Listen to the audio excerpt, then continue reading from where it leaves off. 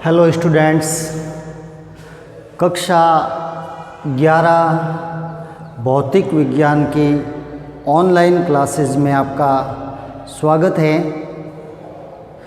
विद्यालय में स्टूडेंट्स के नहीं आने के कारण ऑनलाइन क्लासेस शुरू की जा रही है। इन ऑनलाइन क्लासेस को आप नियमित देखते रहिए और फिज़िक्स के नोट्स कॉपी में बनाते जाइए। कक्षा 11 साइंस आपने सेलेक्ट किया है। साइंस विषय लेने के लिए आपको बधाई हो। साइंस में ही एक सब्जेक्ट भौतिक विज्ञान जिसका अध्ययन मैं आपको करवाऊंगा। तो देखिए, आप लोगों ने साइंस विषय को चुना है तो आपके फिज़िक्स के जो पहला अध्याय है भौतिक जगत, उसको हम आज शुरुआत करते हैं, स्टार्ट करते हैं। तो सबसे पहले विज्ञान, आपने साइंस लिया है, विज्ञान क्या होता है, विज्ञान की परिभाषा क्या होती है। कक्षा 9 और 10 में आपने पढ़ा है। साइंस प्रकृति के क्रमबद्ध एवं सुव्यवस्थित ज्ञान को विज्ञान कहते हैं। प्रकृति के क्रमबद्ध एवं सुव्यवस्थित ज्ञान को ही विज्ञान कहते हैं। विज्ञान, अगर हम इसे संस्कृत भाषा से इस शब्द का इस शब्द का अर्थ जाने तो विज्ञान, ज्ञान जो कि क्रमबद्ध, सुव्यवस्थित और प्रयोगों द्वारा पुष्टि किया हुआ ज्ञान हो, जो शुद्ध ज्ञान हो, उसको कहेंगे विज्ञान। अब हम इस विज्ञान की हिस्ट्री में चलते हैं। साइंस शब्द लैटिन शब्द सिंटिया, साइंस शब्द लैटिन शब्द सिंटिया से बना है, जिसका अर्थ है टू नो, जानना।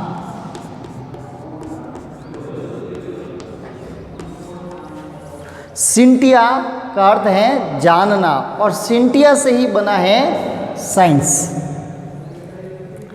विज्ञान प्राकृतिक घटनाओं का विस्तृत एवं गहनता से समझने का सुव्यवस्थित प्रयास है, जिससे प्राप्त ज्ञान से भविष्य कथन, हम भविष्यवाणी भी कर सकते हैं साइंस से कि इतने समय बाद क्या होगा, क्या होने वाला है। संशोधन, उसको हम बदलाव कर सकते हैं। नियंत्रण, अब हमें पता चल रहा है कि उल्का पिंड 2 दिन बाद किस जगह पे गिरेगा, तो उसके बारे में हम सावधानी रख सकते हैं। या मौसम विभाग ने बता दिया कि इस क्षेत्र में तूफान आने वाला है या भारी बारिश है, तो हम उसको कंट्रोल कर सकते हैं, पहले से ही सावधानी बरत सकते हैं।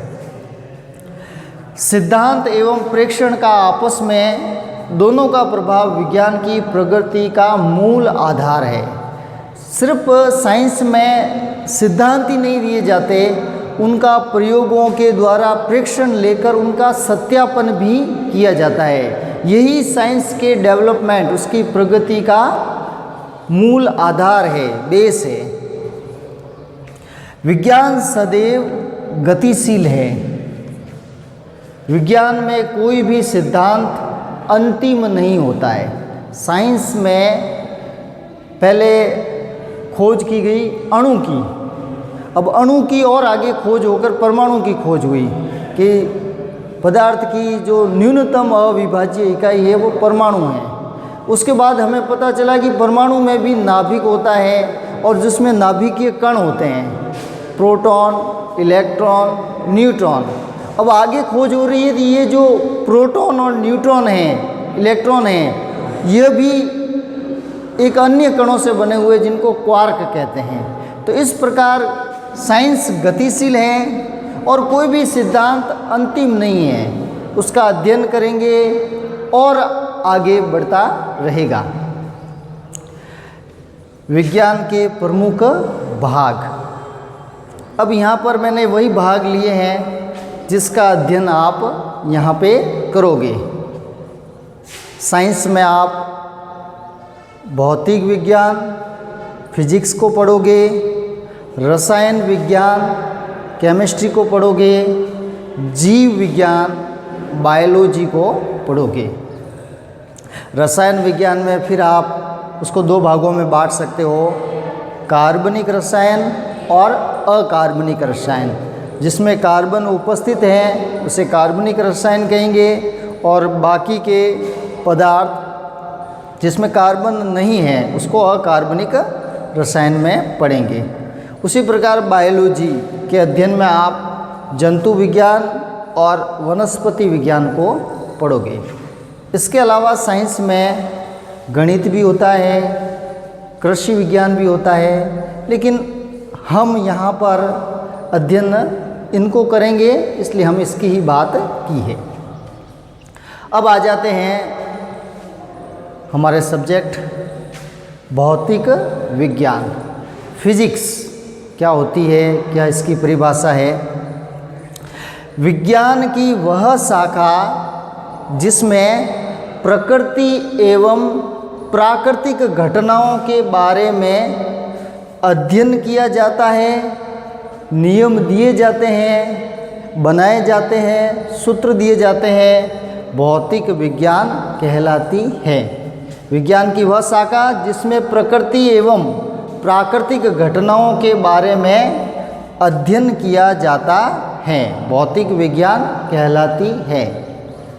प्राकृतिक घटनाएं जैसे भी हम देखते हैं, हमारे चारों तरफ आकाश नीला क्यों दिखाई देता है, हमें दिखता कैसे हैं, प्रकाश को हम अध्ययन करेंगे, इलेक्ट्रिसिटी को हम अध्ययन करेंगे।